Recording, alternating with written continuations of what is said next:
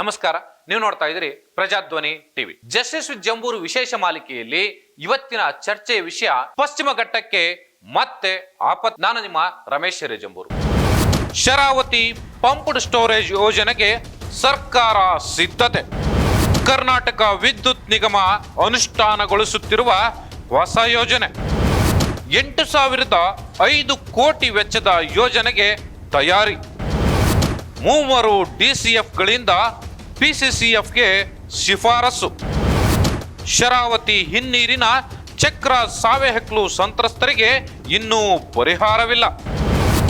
ಈ ಯೋಜನೆಗೆ 142.76 ಹೆಕ್ಟೇರ್ ಭೂಮಿ ಬಳಕೆ, 54.15 ಹೆಕ್ಟೇರ್ ಅರಣ್ಯ ಪ್ರದೇಶ ಹಾಳಾಗುವ ಸಾಧ್ಯತೆ. ಕರ್ನಾಟಕದಲ್ಲಿ ಪದೇ ಪದೇ ಹೊಸ ಯೋಜನೆಗಳು ಬಂದಷ್ಟು ನೇರವಾಗಿ ಅವು ಬಂದು ಬೀಳುವಂಥದ್ದು ಪಶ್ಚಿಮ ಘಟ್ಟಂತ ಪ್ರದೇಶಗಳಿಗೆ.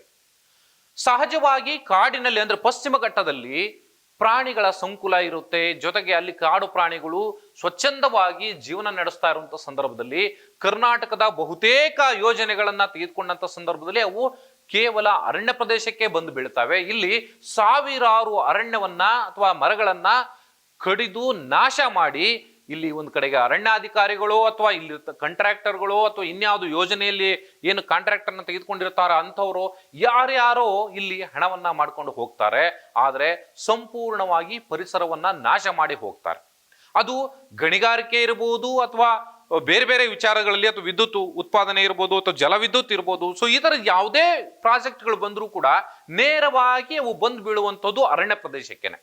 ಸೊ ಉದಾಹರಣೆಗೆ ನೀನು ನೋಡೋದಾದ್ರೆ ಕಳೆದ ಬಾರಿ ಕುದುರೆಮುಖದಲ್ಲಿ ಅಂದ್ರೆ ಚಿಕ್ಕಮಗಳೂರು ಭಾಗದಲ್ಲಿ, ಇದು ಕೂಡ ಪಶ್ಚಿಮ ಘಟ್ಟಕ್ಕೆ ಸೇರ್ಪಡೆ ಆಗ್ತಾ ಇರುವಂತದ್ದೇ, ಪಶ್ಚಿಮ ಘಟ್ಟದಲ್ಲಿ ಒಂದು ಭಾಗವಾಗಿರ್ತಕ್ಕಂಥ ಚಿಕ್ಕಮಗಳೂರಿನಲ್ಲಿ ಈಗಾಗಲೇ ಏನು ಸಾವಿರಾರು ಎಕರೆ ಅರಣ್ಯ ಪ್ರದೇಶ ಹಾಳಾಗಿದೆ. ಅದಕ್ಕೆ ಕಾರಣ ಕುದುರೆಮುಖ ಗಣಿಗಾರಿಕೆ.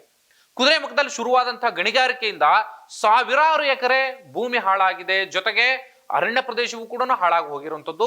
ಲಕ್ಷಾಂತರ ಮರಗಳು ನೆಲಸಮ ಆಗಿದ್ದಾವೆ. ಅಲ್ಲಿರ್ತಕ್ಕಂಥ ಜನರ ಬದುಕು ಕೂಡ ಇವತ್ತು ಬೀದಿ ಪಾಲಾಗಿದೆ.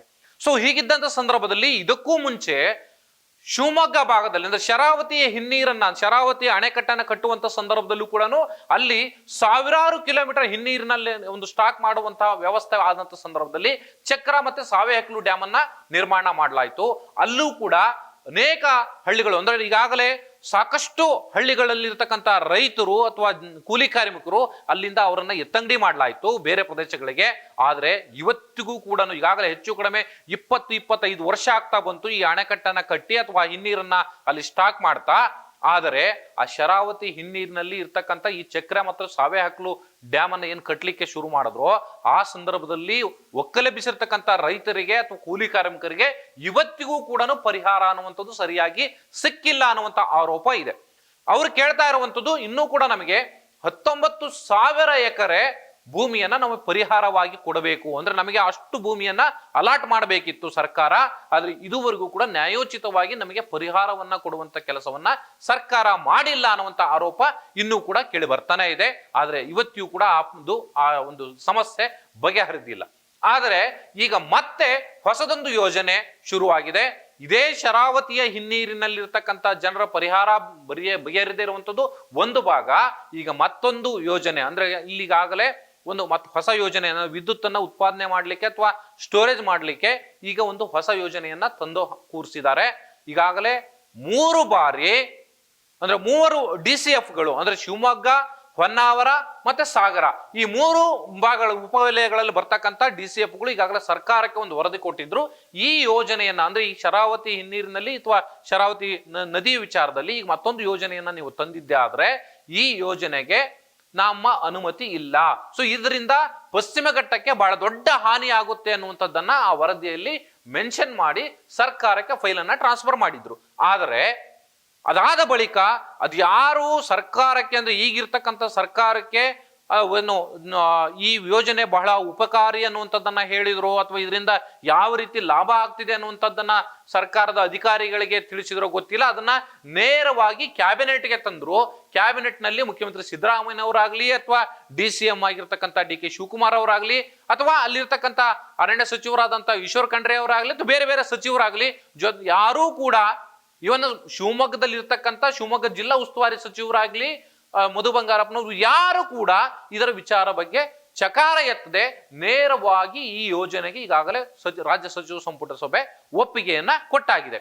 ಸೊ ಈ ಒಪ್ಪಿಗೆ ಆದ ನಂತರ ಮತ್ತೆ DCFಗಳ ಮೇಲೆ ಒತ್ತಡವನ್ನು ತಂದು ನೀವು ಇದಕ್ಕೆ ಅಪ್ರೂವಲ್ ಅನ್ನ ಕೊಡಿಸ್ಬೇಕು ಅಂತ ಹೇಳಿ ಒತ್ತಡವನ್ನು ತಂದ ಪರಿಣಾಮ ಸಾಗರ, ಹೊನ್ನಾವರ ಮತ್ತೆ ಶಿವಮೊಗ್ಗ ಈ ಮೂರು ವಲಯ ಪ್ರದೇಶದಲ್ಲಿ ಬರ್ತಕ್ಕಂಥ DCFಗಳು ಸರ್ಕಾರಕ್ಕೆ ಒಂದು ವರದಿಯನ್ನು ಕೊಡ್ತಾರೆ. ಈ ಯೋಜನೆಯನ್ನ ನೀವು ಜಾರಿಗೊಳಿಸಬಹುದು ಅಥವಾ ಅನುಷ್ಠಾನಕ್ಕೆ ತರಬಹುದು. ನೀವು ಒಂದು ಅಂಶವನ್ನ ಇಲ್ಲಿ ಗಮನಿಸಬೇಕು, 134 ಎಕರೆ ಅರಣ್ಯ ಪ್ರದೇಶ ಈ ಯೋಜನೆಯಿಂದ ಸಂಪೂರ್ಣವಾಗಿ ಹಾಳಾಗ್ತಾ ಹೋಗುತ್ತೆ.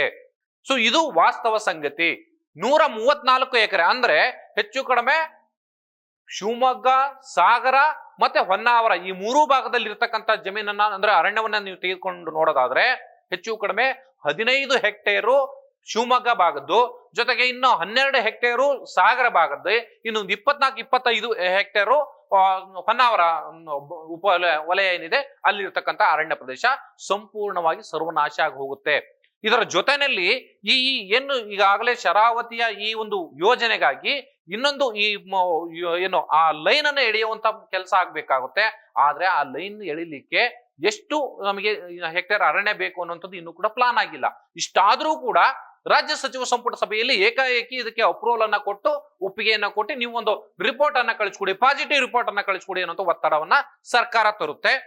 ಸೊ ಅದಾದ ಬಳಿಕ DCFಗಳು ಎಸ್ ನೀವು ಇದನ್ನ ಈ ಯೋಜನೆಯನ್ನ ನೀವು ಆರಂಭ ಮಾಡ್ಕೊಳ್ಬಹುದು ಅನ್ನುವಂಥದ್ದನ್ನ ವರದಿಯನ್ನ ಕೊಡ್ತಾರೆ. ಆದರೆ ಅದರಲ್ಲಿ ಒಂದು ಲೈನ್ ಅನ್ನ ಸೇರಿಸ್ತಾರೆ. ಸೊ ಈ ಯೋಜನೆಯಿಂದ ಏನೇ ಮಾಡಿದ್ರು ಕೂಡ ಪಶ್ಚಿಮ ಘಟ್ಟಕ್ಕೆ ತೊಂದರೆ ಆಗುವಂತ ಸಾಧ್ಯತೆ ಇದೆ ಅನ್ನುವಂಥ ಮಾತುಗಳನ್ನ ಹೇಳ್ತಾರೆ. ಅಲ್ಲಿಗೆ ನೀವು ಅರ್ಥ ಮಾಡ್ಕೊಳ್ಳಿ, ನಾನು ಯಾಕೆ ಜಸ್ಟಿಸ್ ವಿಜಂಬೂರು ಕಾರ್ಯಕ್ರಮದಲ್ಲಿ ಈ ಯೋಜನೆಯ ವಿಚಾರವನ್ನ ಇವತ್ತು ಚರ್ಚೆಗೆ ಕೈಗೆತ್ತಿಕೊಂಡಿರೋದು ಅಂತಂದ್ರೆ, ಒಂದ್ ಕಡೆಗೆ ಕುದುರೆಮುಖದ ವಿಚಾರದಲ್ಲಿ ಇದೇ ರೀತಿಯ ಅವಾಂತರಗಳನ್ನ ಮಾಡಿ ಇವತ್ತು ಸಾವಿರಾರು ಕಿಲೋಮೀಟರ್ ಅರಣ್ಯ ಇವತ್ತು ಸರ್ವನಾಶ ಆಗಿ ಹೋಗಿದೆ. ಅಲ್ಲಿ ಗಣಿಗಾರಿಕೆಯನ್ನ ಮಾಡಿ ಯಾರ ಉದ್ಧಾರವೂ ಆಗ್ಲಿಲ್ಲ, ಕೇವಲ ಮಲ್ಟಿನ್ಯಾಷನಲ್ ಕಂಪನಿಗಳ ಉದ್ಧಾರ ಆಯ್ತು. ಭೂಮಿಯ ಒಳಗಡೆ ಇರ್ತಕ್ಕಂಥ ಅದಿರನ್ನ ತೆಗೆದು ಮಾರಿ ಅವರು ಹಣ ಮಾಡ್ಕೊಂಡ್ರು. ಆದರೆ ಇವತ್ತು ಅಲ್ಲಿ ಲ್ಯಾಂಡ್ ಸ್ಲೈಡಿಂಗ್ ಅಂದ್ರೆ ಪರ್ವತ ರೀತಿಯಲ್ಲಿ ಇದ್ದಂತಹ ಕಾಡು ಇವತ್ತು ಸ್ಲೈಡಿಂಗ್ ಆಗ್ತಾ ಇದೆ, ಅಂದ್ರೆ ಬಿದ್ದು ಹೋಗ್ತಾ ಇದೆ. ಅತಿ ಹೆಚ್ಚು ಒಂದು ವೇಳೆ ಏನಾದ್ರು ಹೆಚ್ಚು ಕಡಿಮೆ ಆಗಿ ಮಳೆ ಜಾಸ್ತಿ ಬಂದಂತ ಸಂದರ್ಭದಲ್ಲಿ ಏಕಾಏಕಿ ಗುಡ್ಡಗಳು ಸಹಜವಾಗಿ ಕರಗಿ ನೀರಾಗಿ ಹೋಗುವಂತ ವಾತಾವರಣ ಇವತ್ತು ನಮ್ಮ ಕಣ್ಣು ಮುಂದೆ ಇದೆ. ಕಳೆದ ಬಾರಿ ಅತಿ ಹೆಚ್ಚು ಮಳೆ ಬಂದಂತ ಸಂದರ್ಭದಲ್ಲಿ ನೀವು ನೋಡ್ತಾ ಇರ್ಬೋದು, ಕೊಡಗಿನಲ್ಲೇ ಇರ್ಬೋದು ಅಥವಾ ಚಿಕ್ಕಮಗಳೂರು ಭಾಗದಲ್ಲಿ ಲ್ಯಾಂಡ್ ಸ್ಲೈಡಿಂಗ್ ಆಗಿರುವಂತದನ್ನ ನಾವು ಕಣ್ಣು ಮುಂದೆ ನೋಡಿದೀವಿ. ಈಗ ನಮ್ಮ ಜನರೇಷನ್ ಅಲ್ಲೇ ಆಗಿರ್ತಕ್ಕಂಥ ಇದು ಅವಾಂತರ. ಸೊ ಹೀಗಿರುವಂತ ಸಂದರ್ಭದಲ್ಲಿ ಇಲ್ಲಿ ಅದನ್ನ ಮೆನ್ಷನ್ ಮಾಡಿದ್ದಾರೆ. ಸೊ ಒಂದು ವೇಳೆ ಶರಾವತಿ ಈ ಒಂದು ಹೊಸ ಯೋಜನೆಗೆ ನೀವೇನಾದ್ರೂ ಕೈ ಹಾಕಿದ್ರೆ ಸೊ ಇಲ್ಲಿ ಲ್ಯಾಂಡ್ ಸ್ಲೈಡಿಂಗ್ ಆಗುವಂತ ಅಪಾಯ ಇದೆ. ಜೊತೆಗೆ ಶಬ್ದ ಮಾಲಿನ್ಯ ಆಗುತ್ತೆ, ಜಲ ಮಾಲಿನ್ಯ ಆಗುತ್ತೆ, ವಾಯು ಮಾಲಿನ್ಯ ಆಗುತ್ತೆ ಅನ್ನುವಂಥದ್ದು ಇದು ಸಹಜವಾಗಿರ್ತಕ್ಕಂಥದ್ದು. ಜೊತೆಗೆ ಇದನ್ನು ಈ ವರದಿಯಲ್ಲೂ ಕೂಡ ಅದನ್ನ ಮೆನ್ಷನ್ ಮಾಡಿದ್ದಾರೆ. ಆದ್ರೆ ಬಹಳ ದೊಡ್ಡ ಅಪಾಯಕಾರಿ ಪರಿಸ್ಥಿತಿ ಏನಂತಂದ್ರೆ ಲ್ಯಾಂಡ್ ಸ್ಲೈಡಿಂಗ್ ವಿಚಾರ. ಮಲೆನಾಡಿನಲ್ಲಿ ಅದರಲ್ಲೂ ಶಿವಮೊಗ್ಗ ಭಾಗದಲ್ಲಿ ಇದುವರೆಗೂ ಕೂಡ ಯಾವುದೇ ಈ ರೀತಿಯ ಲ್ಯಾಂಡ್ ಸ್ಲೈಡಿಂಗ್ ವಿಚಾರಗಳು ಇದುವರೆಗೂ ಕೂಡ ಕಂಡು ಬಂದಿಲ್ಲ. ಚಿಕ್ಕಮಗಳೂರಿನಲ್ಲಿ ಗಣಿಗಾರಿಕೆ ಆದ ಪರಿಣಾಮ, ಕುದುರೆಮುಖ ಗಣಿಗಾರಿಕೆ ನಡೆದ ಪರಿಣಾಮ ಶರಾವತಿಯನ್ನ ಏನು ಇಲ್ಲಿ ಕೂಡ ಅದೇ ರೀತಿಯ ವಾತಾವರಣ ಆಗಬಹುದು ಅನ್ನೋದನ್ನ ಈಗ ವರದಿಯಲ್ಲಿ ಮೆನ್ಷನ್ ಮಾಡಿದ್ದಾರೆ. ಆದ್ರೆ ಸರ್ಕಾರ ಇದ್ಯಾವುದನ್ನು ಕೂಡ ಪರಿಗಣಿಸ್ತಾ ಇಲ್ಲ. ಈಗ ಆಲ್ರೆಡಿ DCFಗಳು PCCFಗೆ ವರದಿಯನ್ನ ಕೊಟ್ಟಾಗಿದೆ. PCCFನವರು ನೇರವಾಗಿ ಈಗ ಸರ್ಕಾರದ ಮುಂದೆ ವರದಿಯನ್ನು ಇಟ್ಟು ಅಪ್ರೂವಲ್ ಮಾಡಿದ್ದೆ ಆದರೆ ಖಂಡಿತವಾಗ್ಲೂ ಕೂಡ ಪಶ್ಚಿಮ ಘಟ್ಟಕ್ಕೆ ಬಹಳ ದೊಡ್ಡ ಏನು ಸಂಕಟ ಅಥವಾ ಆಪತ್ತು ಬರುವಂತಹ ಸಾಧ್ಯತೆಗಳು ಇಲ್ಲಿ ಸ್ಪಷ್ಟವಾಗಿ ಗೋಚರಿಸ್ತಾ ಇದೆ. ಆದರೆ ಇಲ್ಲಿ ಅನ್ಯಾಯ ಆಗುವಂಥದ್ದು ಮಲೆನಾಡಿನ ಜನರಿಗೆ, ಜೊತೆಗೆ ಅಲ್ಲಿರ್ತಕ್ಕಂಥ ಪ್ರಾಣಿ ಸಂಕುಲಕ್ಕೆ, ಜೀವ ಸಂಕುಲಕ್ಕೆ. ಒಂದು ವಿಚಾರವನ್ನ ನಾನು ಇಲ್ಲಿ ಸ್ಪಷ್ಟವಾಗಿ ನಾನು ಹೇಳಲಿಕ್ಕೆ ಇಷ್ಟಪಡ್ತೀನಿ. ಅನ್ಯಾಯ ಮೊದಲ ಬಾರಿಗೆ ಆಗುವಂಥದ್ದು ಇಲ್ಲಿರ್ತಕ್ಕಂಥ ಏನು ಸಿಂಗಳೀಕ ಅಂತ ನಾವೇನು ಕರಿತೀವಿ. ಸೊ ಇಲ್ಲಿ ಸಿಂಹಬಾಲದ ರೀತಿಯ ಸಿಂಗಳೀಕಗಳಿದಾವೆ. ಅಲ್ಲಿ ಇರ್ತಕ್ಕಂಥದ್ದು ಮಲೆನಾಡು ಭಾಗದಲ್ಲಿ ಈಗ ಇದುವರೆಗೂ ಅರಣ್ಯ ಇಲಾಖೆ ಒಂದು ಸರ್ವೆ ಮಾಡಿ ಪತ್ತೆ ಹಚ್ಚಿರ್ತಕ್ಕಂಥದ್ದು 730 ಸಿಂಗಳೀಕಗಳಿದ್ದಾವೆ. ಸೊ ಒಂದು ವೇಳೆ ಈ ಯೋಜನೆ ಏನಾದರೂ ಜಾರಿಗೆ ಬಂದಿದ್ದೆ ಆದರೆ ಸೊ ಇಲ್ಲಿ ಸಹಜವಾಗಿ 54 ಹೆಕ್ಟೇರ್, ಮೊದಲ ಹಂತದಲ್ಲೇ 54 ಹೆಕ್ಟೇರ್ಗೂ ಹೆಚ್ಚು ಅರಣ್ಯ ಪ್ರದೇಶವನ್ನ ಬಳಸ್ಕೊಳ್ತಾರೆ ಈ ಯೋಜನೆಯಲ್ಲಿ. ಅಲ್ಲಿಗೆ ಸಂಪೂರ್ಣವಾಗಿ ಕಾಡನ್ನ ಕಡಿಲಾಗುತ್ತೆ ಅನ್ನುವಂತ ಮಾಹಿತಿ ಈಗಾಗಲೇ ಹೊರಬಿದ್ದಿರತಕ್ಕಂಥದ್ದು. ಆದ್ರೆ ಅಧಿಕಾರಿಗಳು ಹೇಳ್ತಿದ್ದಾರೆ, ನಾವು ಯಾವ ಮರಗಳನ್ನು ಇಲ್ಲಿ ಕಡಿಯೋದಿಲ್ಲ, ಅರಣ್ಯ ಸರಿಯಾಗಿ ಹಾಗೆ ಇರುತ್ತೆ, ನಾವು ಪ್ರಾಜೆಕ್ಟ್ ಅನ್ನ ಇಂಪ್ಲಿಮೆಂಟ್ ಮಾಡ್ತೀವಿ ಅಂತೇಳಿ. ನನಗೆ ಒಂದು ವಿಚಾರ ಇಲ್ಲಿ ಅವರು ಹೇಳಬೇಕಾಗಿರುವಂಥದ್ದು, ಸ್ಪಷ್ಟಪಡಿಸಬೇಕಾದಂಥದ್ದು, ಬಹುತೇಕ ಕರ್ನಾಟಕ ಮಾತ್ರ ಅಲ್ಲ, ಯಾವುದೇ ಪ್ರದೇಶವನ್ನು ಇಡೀ ಭಾರತದಲ್ಲಿ ಇರ್ಬೋದು ಅಥವಾ ಇಡೀ ವಿಶ್ವದಲ್ಲಿ ಇರ್ಬೋದು, ಈ ತರದ ಏನು ವಿದ್ಯುತ್ ಉತ್ಪಾದನಾ ಏನು ಪ್ರಾಜೆಕ್ಟ್ಗಳಿರ್ಬೋದು ಅಥವಾ ಗಣಿಗಾರಿಕೆ ಇರ್ಬೋದು ಅಥವಾ ಬೇರೆ ಯಾವುದೇ ಯೋಜನೆಗಳನ್ನ ನಾವು ಇಂಡಸ್ಟ್ರಿಯಲಿಸ್ಟ್ಗಳು ತೆಗೆದುಕೊಂಡು ಬರುವಂತಹ ಯೋಜನೆಗಳೇನಿದಾವೆ, ಸೊ ಇವುಗಳಲ್ಲಿ ಅರಣ್ಯವನ್ನ ನಾಶ ಮಾಡದೆ ಯೋಜನೆಗಳನ್ನ ಜಾರಿಗೊಳಿಸಿದಂತ ಒಂದೇ ಒಂದು ಉದಾಹರಣೆಗಳು ಇಡೀ ವಿಶ್ವದಲ್ಲಿ ಎಲ್ಲಾದ್ರೂ ಅಥವಾ ಇಡೀ ಭಾರತದಲ್ಲಿ ಎಲ್ಲಾದ್ರೂ ಒಂದಿದೆಯಾ ತೋರಿಸ್ಲಿ ನೋಡೋಣ. ಯಾವುದೇ ಪ್ರಾಜೆಕ್ಟ್ಗಳನ್ನ ನೀವು ತೆಗೆದುಕೊಂಡ್ರು ಕೂಡ ಅಲ್ಲಿ ಮೊದಲು ಪೆಟ್ಟು ಬೀಳುವಂಥದ್ದು ಅರಣ್ಯಕ್ಕೆ. ಸಹಜವಾಗಿ ಅರಣ್ಯವನ್ನ ಇದರ ಹೆಸರಿನಲ್ಲಿ ಏನು ಒಂದು ಪ್ರಾಜೆಕ್ಟ್ಗಳನ್ನ ಹಾಕಿರ್ತಾರೆ ಅಥವಾ ಒಂದು ಸೀಮಿತ ಈ ಯೋಜನೆಯಲ್ಲೇ ನೋಡೋದಾದ್ರೆ 142.76 ಹೆಕ್ಟೇರ್ ಪ್ರದೇಶ ನಮಗೆ ಬೇಕು ಓವರ್ ಆಲ್ ಆಗಿ ಈ ಪ್ರಾಜೆಕ್ಟ್ ಅನ್ನ ಇಂಪ್ಲಿಮೆಂಟ್ ಮಾಡ್ಲಿಕ್ಕೆ ಅಂತೇಳಿ ಕೇಳ್ಕೊಂಡಿದ್ದಾರೆ. ಆದ್ರೆ 134 ಎಕರೆ ಅರಣ್ಯ ಪ್ರದೇಶ ಇಲ್ಲಿ ಹಾಳಾಗುತ್ತೆ. ಆದ್ರೆ ಇವ್ರು ಹೇಳ್ತಾ ಇರುವಂತದ್ದು ನಾವು ಅರಣ್ಯವನ್ನ ಹಾಳು ಮಾಡೋದಿಲ್ಲ ಅಂತ. ಹಾಗಾದ್ರೆ ಹೇಗೆ ನೀವು ಈ ಯೋಜನೆಯನ್ನ ಇಂಪ್ಲಿಮೆಂಟ್ ಮಾಡ್ತೀರಿ? ಬಿಲ್ಡಿಂಗ್ ಗಳನ್ನು ಕಟ್ಟಬೇಕು, ಜೊತೆಗೆ ಅಲ್ಲಿ ಪ್ರಾಜೆಕ್ಟ್ಗಳು ಬೇಕಾದಂತ ಸಂದರ್ಭದಲ್ಲಿ ಬೇಕಾದಂತ ಇನ್ಫ್ರಾಸ್ಟ್ರಕ್ಚರ್ ಇವರು ರೆಡಿ ಮಾಡ್ಕೊಳ್ಬೇಕು. ಸೊ ಹೀಗಿದ್ದಂತ ಸಂದರ್ಭದಲ್ಲಿ ನೀವು ಕಾಡಿನಲ್ಲಿ ಒಂದು ಯೋಜನೆಯನ್ನ ಇಂಪ್ಲಿಮೆಂಟ್ ಮಾಡುವಾಗ ಅರಣ್ಯವನ್ನ ನಾಶ ಮಾಡದೆ ನೀವು ಯೋಜನೆಯನ್ನ ಇಂಪ್ಲಿಮೆಂಟ್ ಮಾಡ್ತೀರಾ ಅಥವಾ ಜಾರಿ ತರ್ತೀರಾ? ಸೊ ಇದು ಮೊದಲ ಪ್ರಶ್ನೆ ಪರಿಸರವಾದಿಗಳು ಕೇಳ್ತಾ ಇರುವಂತದ್ದು, ಜೊತೆಗೆ ಅಲ್ಲಿ ಇರ್ತಕ್ಕಂಥ ಮಲೆನಾಡು ಭಾಗದಲ್ಲಿ ಇರ್ತಕ್ಕಂಥ ಜನರು ಕೇಳ್ತಾ ಇರುವಂತದ್ದು. ಇಲ್ಲಿ ಲಕ್ಷಾಂತರ ಮರಗಳು ಸರ್ವನಾಶ ಆಗಿ ಹೋಗ್ತವೆ. ಮತ್ತೆ ನಾನು ಈಗಾಗಲೇ ಹೇಳ್ತೀನಲ್ಲ, ಚಕ್ರ ಮತ್ತೆ ಸಾವೆ ಹೆಕ್ಲು ಅಂದ್ರೆ ಶರಾವತಿಯ ಅಣೆಕಟ್ಟನ್ನು ಕಟ್ಟುವಂತ ಸಂದರ್ಭದಲ್ಲಿ ಅಲ್ಲಿ ಹಿನ್ನೀರನ್ನ ಸ್ಟಾಕ್ ಮಾಡುವ ಬೇಕಾದಂತ ಸಂದರ್ಭದಲ್ಲಿ ಆ ಸಂದರ್ಭದಲ್ಲಿ ಈಗಾಗಲೇ ಏನು ನೂರಾರು ಹಳ್ಳಿಯ ರೈತರನ್ನ, ಸಾವಿರಾರು ಜನರನ್ನ ಅಲ್ಲಿಂದ ಒಕ್ಕಲೆಬ್ಬಿಸಿದ್ದಾರೆ. ಆದ್ರೆ ಇನ್ನೂ ಕೂಡ ಅವರಿಗೆ ಪರಿಹಾರ ಸಿಕ್ಕಿಲ್ಲ. 19,000 ಎಕರೆ ಭೂಮಿ ಅಂದ್ರೆ ನಮಗೆ ನಮ್ಮ ಜಮೀನನ್ನು ನಾವು ಕಳ್ಕೊಂಡಿದ್ದೀವಿ, ನಮಗೆ ಅಷ್ಟು ಜಮೀನು ಇನ್ನೂ ಬೇಕು ಅಂತ ಹೇಳಿ ಜನ ಇವತ್ತಿಗೂ ಕೂಡ ಹೋರಾಟವನ್ನ ಮಾಡ್ತಾ ಇದ್ದಾರೆ. ಜಿಲ್ಲಾಧಿಕಾರಿಗಳ ಕಚೇರಿಗಳಿಗೆ, ವಿಧಾನಸೌಧಕ್ಕೆ, ತಾಲೂಕು ಕಚೇರಿಗಳಿಗೆ ಪದೇ ಪದೇ ಮನವಿಗಳನ್ನು ಕೊಡ್ತಿದ್ದಾರೆ. ಅವರ ಓಡಾಟನ್ನೇ ನೋಡಿದ್ರೆ ಜನಕ್ಕೆ ಇನ್ನೂ ಕೂಡ ಪರಿಹಾರ ಸಿಕ್ಕಿಲ್ಲ. 25 ವರ್ಷಗಳಾದ್ರೂ ಕೂಡ, 20-25 ವರ್ಷಗಳು ಆದ್ರೂ ಕೂಡ. ಅಂದ್ರೆ ಸೊ ಈಗ ಸಿಗುವಂತಹ ಇಂಪ್ಲಿಮೆಂಟ್ ಮಾಡ್ಲಿಕ್ಕೆ ಹೊರಟಿರ್ತಕ್ಕಂಥ ಈ ಯೋಜನೆಯಿಂದ ಮತ್ತಷ್ಟು ಜನರಿಗೆ ಪರಿಹಾರವನ್ನು ಕೊಡಬೇಕಾಗತ್ತೆ. ಸರ್ಕಾರ ಹೇಗೆ ಪರಿಹಾರವನ್ನು ಕೊಡುತ್ತೆ ಅನ್ನೋಂಥದ್ದನ್ನ ನಾವು ಯೋಚನೆ ಮಾಡಬೇಕು. ಅರಣ್ಯವನ್ನ ಬೆಳೆಸುವಂಥದ್ದು ಬಹಳ ಕಷ್ಟದ ಪರಿಸ್ಥಿತಿಯಲ್ಲಿ ಇವತ್ತಿರ್ತಕ್ಕಂಥದ್ದು ಅರಣ್ಯ ಇಲಾಖೆ. ಎಲ್ಲಿ ನೋಡಿದ್ರು ಕೂಡ ಅಕೇಶಿಯಾವನ್ನ ಜೊತೆಗೆ ನೀಲಗಿರಿ ಮರಗಳನ್ನ ನೆಟ್ಟು ನಾವು ಅರಣ್ಯವನ್ನ ಏನು ಇಲ್ಲಿ ಮತ್ತೆ ಸ್ಥಾಪನೆ ಮಾಡ್ತಾ ಇದ್ದೀವಿ, ಅರಣ್ಯವನ್ನ ಬೆಳೆಸ್ತಾ ಇದ್ದೀವಿ ಅಂತ ಹೇಳಿ ಈ ಅರಣ್ಯ ಅಧಿಕಾರಿಗಳು ಅಥವಾ ಅರಣ್ಯ ಇಲಾಖೆ ಇವತ್ತು ಕತೆಗಳನ್ನ ಹೊಡಿತಾ ಇದೆ. ಆದರೆ ನೀಲಗಿರಿ ಮತ್ತೆ ಈ ಏನು ಅಕೇಶಿಯ ಗಿಡಗಳನ್ನ ನೆಡೋದ್ರಿಂದ ಅಂತರ್ಜಲ ಮಟ್ಟ ಸಂಪೂರ್ಣವಾಗಿ ಕುಸಿದು ಹೋಗುತ್ತೆ. ಇವತ್ತು ಕೋಲಾರ ಇರ್ಬೋದು, ಚಿಕ್ಕಬಳ್ಳಾಪುರ ಇರ್ಬೋದು ಅಥವಾ ತುಮಕೂರು ಬೇರೆ ಬೇರೆ ಭಾಗಗಳಲ್ಲಿ ಇವತ್ತು ನೀಲಗಿರಿ ಮರಗಳನ್ನ ಯಥೇಚ್ಛವಾಗಿ ನೆಟ್ಟ ಪರಿಣಾಮ ಇವತ್ತು ಅಂತರ್ಜಲ ಮಟ್ಟ ಸಂಪೂರ್ಣವಾಗಿ ಕುಸಿದು ಹೋಗಿದೆ. ಚಿತ್ರದುರ್ಗವೂ ಸೇರಿದಂತೆ. ಈಗ ಮೊನ್ನೆ ಕೂಡ ನಾವು ಇದೇ ರೀತಿಯ ಕಾರಣಕ್ಕೋಸ್ಕರನೇ ಅಂತರ್ಜಲ ಮಟ್ಟ ಇಡೀ ಕರ್ನಾಟಕ ಮಾತ್ರ ಅಲ್ಲ, ಇಡೀ ಭಾರತದಲ್ಲಿ ಹೇಗಾಗಿದೆ ಪರಿಸ್ಥಿತಿ, ಜೊತೆಗೆ ಕರ್ನಾಟಕದಲ್ಲೂ ಕೂಡ ಬೆಂಗಳೂರು ಸೇರಿದಂತೆ ಇವತ್ತು ಅಂತರ್ಜಲ ಮಟ್ಟ ಸಂಪೂರ್ಣವಾಗಿ ಕುಸಿದು ಹೋಗಿರೋ ಕಾರಣಕ್ಕೆ ಏನೆಲ್ಲ ಮಾಡಬೇಕು ಅನ್ನೋದನ್ನ ಇದೇ ಜಸ್ಟಿಸ್ ವಿತ್ ಜಂಬೂರು ಕಾರ್ಯಕ್ರಮದಲ್ಲಿ ನಾವು ಚರ್ಚೆಯನ್ನು ಮಾಡಿದ್ದೀವಿ. ಆದ್ರೆ ಇವತ್ತು ಅರಣ್ಯವನ್ನ ಸಂಪೂರ್ಣವಾಗಿ ನಾಶ ಮಾಡಲಿಕ್ಕೆ ಬೇಕಾದಂತ ಯೋಜನೆಗಳನ್ನೇ ಇವರು ಪದೇ ಪದೇ ತೆಗೆದುಕೊಂಡು ಬರ್ತಾರೆ. ಸೊ ಇಲ್ಲಿ ಅರಣ್ಯ ಬೆಳೆಸುವಂತ ಯೋಜನೆಗಳು ಎಲ್ಲೂ ಇಲ್ಲ. ಅರಣ್ಯ ಇಲಾಖೆಯ ನೀವು ಫೈಲ್ಗಳನ್ನ ತೆಗೆದು ನೋಡಿದ್ರೆ ನಾವು ಅರಣ್ಯವನ್ನ ಬೆಳೆಸಿದೀವಿ ಅಂತೇಳಿ ಕಂತೆ ಫೈಲ್ಗಳನ್ನ ರೆಡಿ ಮಾಡಿದ್ದಾರೆ. ಜೊತೆಗೆ ಕೋಟ್ಯಂತರ ರೂಪಾಯಿ ಹಣವನ್ನ ಅದಕ್ಕೆ ಯೋಜನೆ ಮಾಡ್ತಾರೆ. ಆದರೆ ಎಲ್ಲೂ ಕೂಡ ನಿಜವಾದ ಕಾಡನ್ನ ಬೆಳೆಸುವಂತ ಕೆಲಸ ಎಲ್ಲೂ ಕೂಡ ಆಗ್ತಾ ಇಲ್ಲ. ಕೇವಲ ನೀಲಗಿರಿ ಮರಗಳನ್ನ ಬೆಳೆಸ್ತಾರೆ, ಅಕೇಶಿಯ ಮರಗಳನ್ನ ಬೆಳೆಸ್ತಾರೆ, ಅಥವಾ ಅಲ್ಲಲ್ಲಿ ಅಶೋಕ ಟ್ರೀಗಳನ್ನ ಹಾಕಿ ನಾವು ಕಾಡನ್ನ ಬೆಳೆಸಿದೀವಿ ಅಂತ ಹೇಳ್ತಿದ್ದಾರೆ. ಆದ್ರೆ ಇವುಗಳಿಂದ ಭೂಮಿಗೆ ಮೊದಲ ಬಾರಿಗೆ ಅಪಾಯ ಆಗುವಂಥದ್ದು, ಜೊತೆಗೆ ಅದಾದ ನಂತರ ನೆಕ್ಸ್ಟ್ ಜನಸಾಮಾನ್ಯರಿಗೆ ಜೊತೆಗೆ ಕಾಡು ಪ್ರಾಣಿಗಳಿಗೆ ಕೂಡ ಅಪಾಯ ಇರುವಂಥದ್ದು. ಯಾಕೆ ಅಂದ್ರೆ ಇದು ಪ್ಲಾಸ್ಟಿಕ್ ಹೇಗೆ ಇರುತ್ತೋ ಅದೇ ರೀತಿಯ ಎಲೆಗಳು ಅಂದ್ರೆ ಅಥವಾ ಅವರ ಸೊಪ್ಪುಗಳೇನಿರುತ್ತೆ ಅದು ಭೂಮಿಗೆ ಬಿದ್ದ ಮೇಲೆ ಸಹಜವಾಗಿ ತಕ್ಷಣಕ್ಕೆ ಕರಗೋದಿಲ್ಲ. ಸೊ ಆ ಕಾರಣಕ್ಕೆ ಇಲ್ಲಿ ಅದರ ಆ ಗಿಡಗಳ ಅಥವಾ ಮರಗಳ ಸುತ್ತಮುತ್ತ ಇರ್ತಕ್ಕಂಥ ಪ್ರದೇಶದಲ್ಲಿ ಯಾವ ಸಸಿಗಳು ಕೂಡ ಯಾವ ಜೀವಂತವಾಗಿ ಇರ್ಲಿಕ್ಕೆ ಸಾಧ್ಯವೇ ಇಲ್ಲ. ಸಂಪೂರ್ಣವಾಗಿ ಅವು ಏನೋ ಈ ಬಿಸಿಲಿಗೆ ಸುಟ್ಟು ಹೇಗೆ ಕರಕಲಾಗ್ತಾವೋ ಆ ರೀತಿಯ ಒಂದು ವಾತಾವರಣ ಅಲ್ಲಿ ಕ್ರಿಯೇಟ್ ಆಗುತ್ತೆ. ಹಾಗಾಗಿ ಯಾವ ಸಸಿಗಳು ಕೂಡ ಯಾವ ಮರಗಳು ಕೂಡ ಅಲ್ಲಿ ಬೆಳೆಯೋಕೆ ಸಾಧ್ಯವೇ ಇಲ್ಲ. ಸೊ ಆ ತರದ ಒಂದು ವಾತಾವರಣವನ್ನ ಇವರು ಕ್ರಿಯೇಟ್ ಮಾಡ್ತಾರೆ ಅರಣ್ಯ ಇಲಾಖೆ ಅಧಿಕಾರಿಗಳೇ. ಇನ್ನು ಹೇಗೆ ಅಂತರ್ಜಲ ಮಟ್ಟ ನೀವು ಹೆಚ್ಚಾಗ್ಲಿಕ್ಕೆ ಸಾಧ್ಯ? ಸೊ ಅಂತರ್ಜಲದ ಮಟ್ಟ, ನೀರಿನ ಮಟ್ಟ ಕುಸಿತಾ ಹೋದ್ರೆ ಸಹಜವಾಗಿ ಅರಣ್ಯದಲ್ಲಿ ಇರತಕ್ಕಂಥ ಜೀವ ಏನು ಜಲಚರ ಪ್ರಾಣಿಗಳು ಇರ್ಬೋದು ಅಥವಾ ಜೀವ ಸಂಕುಲಗಳು ಕಾಡು ಪ್ರಾಣಿಗಳು ಸೇರಿದಂತೆ ಯಾವ ಪ್ರಾಣಿಗಳಿಗೂ ಇವತ್ತು ನೀರು ಸಿಗ್ತಾ ಇಲ್ಲ. ಕೇವಲ ಮನುಷ್ಯ ಇವತ್ತು ಸ್ವಾರ್ಥದ ಬದುಕಿನಲ್ಲಿ ಇವತ್ತು ನಗರ ಪ್ರದೇಶದಲ್ಲೂ ಕೂಡ ನೀರನ್ನ ಇಂಗಿಸುವಂತ ಕೆಲಸ ಆಗಿಲ್ಲ. ಇನ್ನು ಅರಣ್ಯ ಪ್ರದೇಶಗಳಲ್ಲಿ ಹೋಗಿ ಯಾರು ಈ ನೀರನ್ನ ಇಂಗಿಸ್ಲಿಕ್ಕೆ ಅಥವಾ ಏನು ಆ ನೀರನ್ನ ಒದಗಿಸ್ಕೊಡ್ಲಿಕ್ಕೆ ಸಾಧ್ಯ ಇದೆ? ಅರಣ್ಯ ಇಲಾಖೆ ಅಧಿಕಾರಿಗಳೇ ಮಾಡಬೇಕು. ಆದರೆ ಅಲ್ಲಿ ನಾಗರಿಕ ಜನರು ಯಾರು ಕೂಡ ಅಲ್ಲಿ ಹೋಗ್ಲಿಕ್ಕೆ ಅರಣ್ಯ ಇಲಾಖೆ ಅಧಿಕಾರಿಗಳು ಬಿಡೋದಿಲ್ಲ. ಸುತ್ತಮುತ್ತ ಇರ್ತಕ್ಕಂಥ ಹಳ್ಳಿಯ ಜನರು ಇವತ್ತೇನಾದ್ರು ಅರಣ್ಯ ಪ್ರದೇಶಕ್ಕೆ ಕಾಲಿಡುತ್ತಾರೆ ಏನೋ ಒಂದು ಕೆಲಸ ಮಾಡ್ಲಿಕ್ಕೆ ಅಂತಂದ್ರೆ ಇಲ್ಲಿ ಅರಣ್ಯಾಧಿಕಾರಿಗಳು ಪ್ರತಿಯೊಂದಕ್ಕೂ ಕೂಡ ಅಡ್ಡಿಯನ್ನ ವ್ಯಕ್ತಪಡಿಸ್ತಾರೆ. ಸೊ ಹೀಗಾಗಿ ಇವತ್ತು ಅಕ್ಕಪಕ್ಕದಲ್ಲಿರ್ತಕ್ಕಂಥ ಏನು ಕಾಡು ಪ್ರದೇಶದಲ್ಲಿ ಪಕ್ಕದಲ್ಲಿ ಇರ್ತಕ್ಕಂಥ ಹಳ್ಳಿಯ ಜನರ ಇವತ್ತು ಕಾಡಿನ ಒಳಗಡೆ ಎಂಟ್ರಿ ಆಗ್ಲಿಕ್ಕೆ ಆಗಲ್ಲ. ಸೊ ಇನ್ನು ಅಲ್ಲಿ ಒಂದು ಹೊಂಡವನ್ನ ಮಾಡೋದಿರ್ಬೋದು ಅಥವಾ ಕೆರೆಗಳನ್ನ ನಿರ್ಮಾಣ ಮಾಡುವಂತದ್ದು ಇರ್ಬೋದು, ಯಾವ ಕೆಲಸವೂ ಕೂಡ ಅರಣ್ಯ ಇಲಾಖೆ ಅಧಿಕಾರಿಗಳಿಂದ ಆಗ್ತಾ ಇಲ್ಲ. ಸೊ ವನ್ಯಜೀವಿಗಳಿಗೆ ಇವತ್ತು ನೀರಿನ ಏನು ಸಿಗುವಂತ ಲಭ್ಯತೆಯೇ ಇವತ್ತು ಕಡಿಮೆ ಆಗಿ ಹೋಗಿದೆ. ಅದರ ನಡುವೆ ಈ ತರದ ಒಂದು ವಾತಾವರಣಗಳು ಸೃಷ್ಟಿ ಆಗ್ತಾ ಇರೋದ್ರಿಂದ, ಜೊತೆಗೆ ಈ ಯೋಜನೆಗಳು ಹೊಸ ಹೊಸ ಯೋಜನೆಗಳು ಬರ್ತಾ ಇರೋ ಕಾರಣಕ್ಕಾಗಿ ಇವತ್ತು ನೀರಿನ ಪ್ರಮಾಣ ಸಂಪೂರ್ಣವಾಗಿ ಕುಸಿದು ಹೋಗ್ತಾ ಇದೆ. ಜೊತೆಗೆ ಅರಣ್ಯವೂ ಕೂಡ ಸರ್ವನಾಶ ಆಗ್ತಾ ಹೋದ್ರೆ ಮಳೆಯ ಪ್ರಮಾಣ ಕೂಡ ವೇರಿಯೇಷನ್ ಆಗ್ತಾ ಹೋಗುತ್ತೆ. ಒಂದೊಂದು ಬಾರಿ ಜಾಸ್ತಿ ಮಳೆ ಆಗಬಹುದು, ಇದ್ದಕ್ಕಿದ್ದಂಗೆ ಮಳೆ ಅನ್ನುವಂಥದ್ದೇ ಮಾಯ ಆಗುವಂತ ಸಾಧ್ಯತೆಗಳು ಅಥವಾ ಬರಗಾಲ ಬರುವಂತ ಸಾಧ್ಯತೆಗಳು ಕೂಡ ಇರ್ತವೆ. ಸೊ ಹೀಗಿದ್ದಂತ ಸಂದರ್ಭದಲ್ಲಿ ಹೇಗೆ ನೀವು ಅರಣ್ಯವನ್ನ ಕಾಪಾಡ್ಲಿಕ್ಕೆ ಸಾಧ್ಯ ಆಗುತ್ತೆ?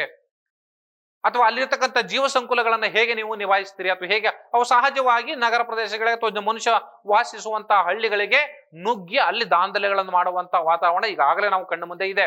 ಆದ್ರೆ ಪದೇ ಪದೇ ನಾವು ಹೊಸ ಹೊಸ ಯೋಜನೆಗಳನ್ನ ತೆಗೆದುಕೊಂಡು ಬಂದು ಮಲೆನಾಡಿಗೆ ಅಥವಾ ಅರಣ್ಯ ಪ್ರದೇಶಗಳಿಗೆ ಹಾಕಿದ್ರೆ ಹೇಗೆ ನಾವು ಈ ಕಾಡು ಪ್ರಾಣಿಗಳನ್ನ ಅಥವಾ ಈ ಕಾಡಿನಲ್ಲಿರ್ತಕ್ಕಂಥ ಜೀವ ಸಂಕುಲವನ್ನ ಉಳಿಸ್ಕೊಳ್ಳಿಕ್ಕೆ ಸಾಧ್ಯತೆ ಇದೆ? ಈ ಪರಿಸರದ ವರ್ತುಲದಲ್ಲಿ ಪ್ರತಿಯೊಂದು ಜೀವಿಯೂ ಕೂಡ ಇರಬೇಕು. ಹಾಗಿದ್ದಾಗ ಮಾತ್ರ ಈ ಸರ್ಕಲ್ ಅನ್ನುವಂಥದ್ದು ಏನಿದೆಯಲ್ಲ, ನಾವು ಜೀವ ಸಂಕುಲದ ಒಂದು ಸರ್ಕಲ್ ಅನ್ನು ನಾವು ವಿಜ್ಞಾನಗಳಲ್ಲಿ ಓದ್ತೀವಿ, ಅದು ಒಂದು ಸಮತೋಲನ ಮಟ್ಟದಲ್ಲಿ ಇರ್ಲಿಕ್ಕೆ ಸಾಧ್ಯ ಆಗುವಂಥದ್ದು. ಇಲ್ಲದೆ ಹೋದ್ರೆ ಎಲ್ಲವೂ ಕೂಡ ಏರುಪೇರು ಆಗ್ತಾ ಹೋಗುತ್ತೆ. ಆಗ ಸಹಜವಾಗಿ ಮಳೆ ವೇರಿಯೇಷನ್ ಆಗುತ್ತೆ. ಒಂದು ವೇಳೆ ಮಳೆ ವೇರಿಯೇಷನ್ ಆಯ್ತು ಅಂದ್ರೆ ಅವರು ವರದಿಯಲ್ಲಿ ಹೇಳಿರುವ ಹಾಗೆ ಲ್ಯಾಂಡ್ ಸ್ಲೈಡಿಂಗ್ ಆಗುತ್ತೆ. ಮಲೆನಾಡಿನಲ್ಲಿ ಗುಡ್ಡ ಬೆಟ್ಟಗಳೇನಿರ್ತವೆ ಅವು ಕುಸಿದು ಬೀಳುವಂತ ಸಾಧ್ಯತೆಗಳಿರ್ತವೆ. ಜೊತೆಗೆ ಅಲ್ಲಿ ಸುತ್ತಮುತ್ತ ಇರ್ತಕ್ಕಂಥ ಏನು ಗ್ರಾಮಗಳಲ್ಲಿ ಇರ್ತಕ್ಕಂಥ ಜನರಿಗೆ ಇದು ಅಪಾಯ ಆಗುತ್ತೆ. ಜೊತೆಗೆ ಮೊದಲನೇದಾಗಿ ಮನುಷ್ಯರಿಗಿಂತ ಹೆಚ್ಚಾಗಿ ಕಾಡು ಪ್ರಾಣಿಗಳ ಮೇಲೆ ಬಹಳ ದೊಡ್ಡ ಪರಿಣಾಮವನ್ನ ಬೀರ್ಬೇಕಾದಂತ ಪರಿಸ್ಥಿತಿ ಇಲ್ಲಿ ನಿರ್ಮಾಣ ಆಗುತ್ತೆ. ಸೊ ಹೀಗಿರುವಾಗ ನಾವು ಇಂಥ ಯೋಜನೆಗಳು ಬೇಕಾ ಅನ್ನುವಂತ ಪ್ರಶ್ನೆ ಇಲ್ಲಿ ನಮಗೆ ಉದ್ಭವ ಆಗುವಂಥದ್ದು. ಕಾರಣ ಏನು ಅಂತಂದ್ರೆ, ಈಗ ನಾವು ಈಗಾಗಲೇ ಹೇಳಿದ ಹಾಗೆ ಒಂದ್ ಕಡೆ ಜೀವ ಸಂಕುಲಗಳಂದ್ರೆ ಕಾಡಿನಲ್ಲಿ ಇರ್ತಕ್ಕಂಥ ಪ್ರಾಣಿಗಳ ಮೇಲೆ ಪರಿಣಾಮ ಆಗುತ್ತೆ, ಶಬ್ದ ಮಾಲಿನ್ಯ ಆಗುತ್ತೆ. ಇದು ಈಗಾಗಲೇ ವರದಿಯಲ್ಲಿ ಹೇಳಿರುವ ಪ್ರಕಾರ 5 ವರ್ಷ ಬೇಕು ಈ ಯೋಜನೆಯನ್ನ, ಶರಾವತಿ ಹೊಸ ಯೋಜನೆಯನ್ನ ನಾವು ಸ್ಥಾಪನೆ ಮಾಡಬೇಕು ಅನ್ನೋದಾದ್ರೆ, ಕಂಪ್ಲೀಟ್ ಆಗಬೇಕು ಇದು ಅನ್ನೋದಾದ್ರೆ 5 ವರ್ಷ ಬೇಕು ಇದನ್ನ ಸ್ಟಾರ್ಟ್ ಮಾಡಿ ಅದನ್ನ ಕಂಪ್ಲೀಟ್ ಮಾಡ್ಲಿಕ್ಕೆ. ಆದ್ರೆ ಈ 5 ವರ್ಷಗಳು ಹೇಳುವಂತದ್ದಾದ್ರೂ ಕೂಡ 5 ವರ್ಷದಲ್ಲಿ ಇಲ್ಲಾಗುವಂತ ಶಬ್ದ ಮಾಲಿನ್ಯ, ಜಲ ಮಾಲಿನ್ಯ, ವಾಯು ಮಾಲಿನ್ಯ, ಜೊತೆಗೆ ಅರಣ್ಯದ ಸರ್ವನಾಶ, ಸಾವಿರಾರು ಮರಗಳನ್ನ ಇಲ್ಲಿ ಕಡಿದು ಯೋಜನೆಯನ್ನ ಇಂಪ್ಲಿಮೆಂಟ್ ಮಾಡ್ಲಿಕ್ಕೆ ಹೊರಟ್ರೆ ಸೊ ಮಳೆ ಹೇಗೆ ಸಾಧ್ಯ ಆಗುತ್ತೆ? ಮಲೆನಾಡಿನಲ್ಲೇ ಇವತ್ತು ಮಳೆ ಆಗದೆ ಇರುವಂತ ವಾತಾವರಣ ನಿರ್ಮಾಣ ಆಗ್ತಾ ಇದೆ. ಒಂದು ವೇಳೆ ಮಳೆ ಬಂದು ಬಿಟ್ರೆ ಸರಿಯಾಗಿ ಜೋರಾಗಿ ಒಪ್ಪಿತಪ್ಪಿ ಒಂದ್ಸಾರಿ ಇಡೀ ಬೆಟ್ಟ ಗುಡ್ಡಗಳೇ ಕರಗಿ ಹೋಗುವಂತ ವಾತಾವರಣ ಇವತ್ತು ಮಲೆನಾಡು ಪ್ರದೇಶದಲ್ಲೂ ಕೂಡ ಇದೆ. ಬಯಲ್ಸೀಮೆಗಳಲ್ಲಿ ಇನ್ನು ಮಳೆ ಎನ್ನುವಂಥದ್ದು ಇವತ್ತು ಬಹುತೇಕ ಕಡೆಗಳಲ್ಲಿ ಇದ್ದಕ್ಕಿದ್ದಂಗೆ ಮಳೆ ಬರುತ್ತೆ, ಇದ್ದಕ್ಕಿದ್ದಂಗೆ ಮಾಯ ಆಗುತ್ತೆ. ಬೆಂಗಳೂರಿನಲ್ಲಂತೂ ಅದು ಕೇಳೋದೇ ಬೇಡ. ಆದ್ರೆ ಮಲೆನಾಡಿನ ಪ್ರದೇಶದಲ್ಲಿ ಆದ್ರೂ ನಾವು ಅಲ್ಪ ಸ್ವಲ್ಪ ಈ ಮರಗಳನ್ನ ಉಳಿಸ್ಕೊಂಡ್ರೆ ಸುತ್ತಮುತ್ತಲ ಜಿಲ್ಲೆಗಳಿಗೆ ಅಥವಾ ಸುತ್ತಮುತ್ತಲ ಪ್ರದೇಶಗಳಿಗೆ ಮಳೆ ಆಗುವಂತ ಪ್ರಮಾಣನಾದ್ರೂ ಸ್ವಲ್ಪ ಮಟ್ಟಿಗೆ ಇರುತ್ತೆ. ಆದ್ರೆ ಈ ತರದ ಯೋಜನೆಗಳನ್ನ ತೆಗೆದುಕೊಂಡು ಬಂದು ನಾವು ಈಗಾಗಲೇ ಶರಾವತಿಯ ಒಂದು ಅಲ್ಲಿ ವಿದ್ಯುತ್ ಉತ್ಪಾದನಾ ಘಟಕ ಇದೆ, ಜೊತೆಗೆ ಶರಾವತಿ ಹಿನ್ನೀರಿನ ವಿಚಾರದಲ್ಲಿ ಈಗಾಗಲೇ ಸಾಕಷ್ಟು ಅಲ್ಲಿ ನೀರು ಇದ್ರೂ ಕೂಡ ಇಲ್ಲಿ ಅರಣ್ಯ ಸಂಪೂರ್ಣವಾಗಿ ನಾಶ ಆಗಿ ಹೋಗಿದೆ. ಇದರ ನಡುವೆ ಈಗ ಸಿಗಂದೂರಿನಲ್ಲಿ ಹೊಸದೊಂದು ಪ್ರಾಜೆಕ್ಟ್ ಅನ್ನ ಏನು ಸೇತುವೆಯನ್ನ ಮಾಡಿದ್ದಾರೆ. ಆ ಸೇತುವೆ ಈಗ ಅಲ್ಲಿ ಸಿಗಂದೂರಿಗೂ ಮತ್ತೆ ಏನು ಹೊಳೆಬಾಗಿಲಿಗೆ ಇರ್ತಕ್ಕಂಥ ಏನು ಕನೆಕ್ಟ್ ಅನ್ನುವಂಥದ್ದು ಈ ಏನು ಆ ಒಂದು ನಾಲೆ ಅದು ಇಡೀ ಹಿನ್ನೀರಿನಲ್ಲಿ ಒಂದು ಸಣ್ಣ ಇದು ಇದಾವೆ, ಲಾಂಚ್ಗಳಿದಾವೆ. ಆ ಲಾಂಚ್ಗಳಲ್ಲಿ ಹೋಗುವಂಥದ್ದು ಕಷ್ಟ ಆಗುತ್ತೆ. ಆ ಕಾರಣಕ್ಕಾಗಿ ನಾವು ಸೇತುವೆಯನ್ನ ಮಾಡ್ತಾ ಇದ್ದೀವಿ. ಓಕೆ, ನೀವು ಸೇತುವೆಗಳನ್ನ ಮಾಡ್ಕೊಳ್ತಾ ಇದ್ದೀರಿ, ಓಕೆ. ಆದರೆ ಮತ್ತಷ್ಟು ಈಗ ಆ ಪ್ರದೇಶಗಳಿಗೆ ನೀವು ಹೊಸ ಯೋಜನೆಗಳನ್ನ ತೆಗೆದುಕೊಂಡು ಬಂದ್ರೆ ಸೊ ಇಲ್ಲಿ ಈಗ ಇರುವಂತ ಸಮಸ್ಯೆಗಳಿಗೆ ನೀವು ಸರಿಯಾದ ಪರಿಹಾರವನ್ನ ಕೊಟ್ಟಿಲ್ಲ. ಇನ್ನು ಹೊಸ ಯೋಜನೆಗಳನ್ನ ತೆಗೆದುಕೊಂಡು ಬಂದು ಈಗ 134 ಎಕರೆ ಅರಣ್ಯವನ್ನ ನೀವು ಬಳಸ್ಕೊಳ್ತೀರಿ ಅನ್ನೋದಾದ್ರೆ ಸೊ ಇಲ್ಲಿ ಇರ್ತಕ್ಕಂಥ ಸುತ್ತಮುತ್ತಲು ಇರ್ತಕ್ಕಂಥ ಜನರ ಪಾಡೇನು, ಜೊತೆಗೆ ಕಾಡಿನಲ್ಲಿ ಇರ್ತಕ್ಕಂಥ ಮೂಕ ಪ್ರಾಣಿಗಳ ಅಥವಾ ಕಾಡು ಪ್ರಾಣಿಗಳ ಸಮಸ್ಯೆ ಏನು, ಅಥವಾ ಅಲ್ಲಿರ್ತಕ್ಕಂಥ ಹಕ್ಕಿಗಳ ಬದುಕೇನು, ಇಡೀ ಜೀವ ಸಂಕುಲವೇ ಅಲ್ಲಿ ಒಂದು ಹಂತದಲ್ಲಿ ಸಂಪೂರ್ಣವಾಗಿ ವೇರಿಯೇಷನ್ ಆಗಿ ಹೋಗುತ್ತೆ. ಅವರ ಇಡೀ ಅವುಗಳ ಬದುಕೆ ಅಲ್ಲೋಲ ಕಲ್ಲೋಗಲ್ಲ ಆಗಿ ಹೋಗುತ್ತೆ. ಅವಾಗ ಆ ಸಂದರ್ಭದಲ್ಲಿ ಏನಾಗುತ್ತೆ, ಈ ತರದ್ದಾದಾಗ ಸಹಜವಾಗಿ ಈಗಾಗಲೇ ನಾನು ಈ ಏನು ಆ ಸಿಂಗಳಿಕಗಳನ್ನ ಏನು ಒಂದು ಉದಾಹರಣೆ ಕೊಟ್ಟೆ. ಸೊ ಇದು ಒಂದು ಉದಾಹರಣೆ ಮಾತ್ರ. ಸೊ ಈ ತರದ ಸಾಕಷ್ಟು ಪ್ರಾಣಿಗಳು ಏನಿದಾವೆ, ಕಾಡಿನಲ್ಲಿ ಇರ್ತಕ್ಕಂಥ ಪ್ರಾಣಿಗಳು ಅವನತಿಯ ಹಂತವನ್ನ ತಲುಪುವಂತ ಸಾಧ್ಯತೆಗಳಿರ್ತವೆ. ಯಾಕೆಂದ್ರೆ ಯಾವುದೇ ಒಂದು ಪ್ರಾಣಿ ಕಾಡಿನಲ್ಲಿ ಇರ್ತಕ್ಕಂಥದ್ದು ಅವ್ರದ್ದೇ ಆದ ಒಂದು ಸೀಮಿತ ಚೌಕಟ್ಟಿನಲ್ಲಿ ಅಥವಾ ಸೀಮಿತ ಜಾಗದಲ್ಲಿ ಅವುಗಳು ಬದುಕನ್ನ ಕಟ್ಕೊಂಡಿರ್ತವೆ. ನಾನು ಎಕ್ಸಾಂಪಲ್ ಅನ್ನ ನಿಮ್ಗೆ ಹೇಳ್ತಾ ಹೋಗ್ತೀನಿ. ಒಂದು ಈ ಕಾಳಿಂಗ ಸರ್ಪದ್ದೇ ನಾವು ಹೇಳೋದಾದ್ರೆ, ಒಂದು ಕಾಳಿಂಗ ಸರ್ಪ ಒಂದು ಕಡೆಗೆ ಅದು ಇರತಕ್ಕಂಥ ಜಾಗದಲ್ಲಿ ಸುಮಾರು ಒಂದು 50ರಿಂದ 100 ಮೀಟರ್ ಅಷ್ಟೇ ಅದು ಸುತ್ತಳತೆ ಓಡಾಡ್ಲಿಕ್ಕೆ ಸಾಧ್ಯ ಆಗೋದು. ಯಾಕೆಂದ್ರೆ ಅಲ್ಲಿ ಒಂದು ಗೂಡನ್ನ ಕಟ್ಟಿರುತ್ತದು. ಯಾವ ಹಾವು ಕೂಡ ಗೂಡನ್ನ ಕಟ್ಟೋದಿಲ್ಲ, ಆದ್ರೆ ಕಾಳಿಂಗ ಸರ್ಪ ಗೂಡನ್ನ ಕಟ್ಟುತ್ತೆ. ಸೊ ಅದು ಗೂಡನ್ನ ಈ ಎಲೆಗಳ ದರ್ಗೇನಿರುತ್ತೆ ಅದನ್ನ ತೆಗೆದುಕೊಂಡು ಬಂದು ಗೂಡು ಕಟ್ಟಿ ಅಲ್ಲಿ ಒಂದು ತಂಪಾದ ವಾತಾವರಣದಲ್ಲಿ ಬದುಕನ್ನು ನಡೆಸುತ್ತೆ. ಸೊ ಪಶ್ಚಿಮ ಘಟ್ಟದಲ್ಲಿ ಈ ಕಾಳಿಂಗ ಸರ್ಪಗಳ ಒಂದು ಸಂತತಿ ಜಾಸ್ತಿ ಇದೆ.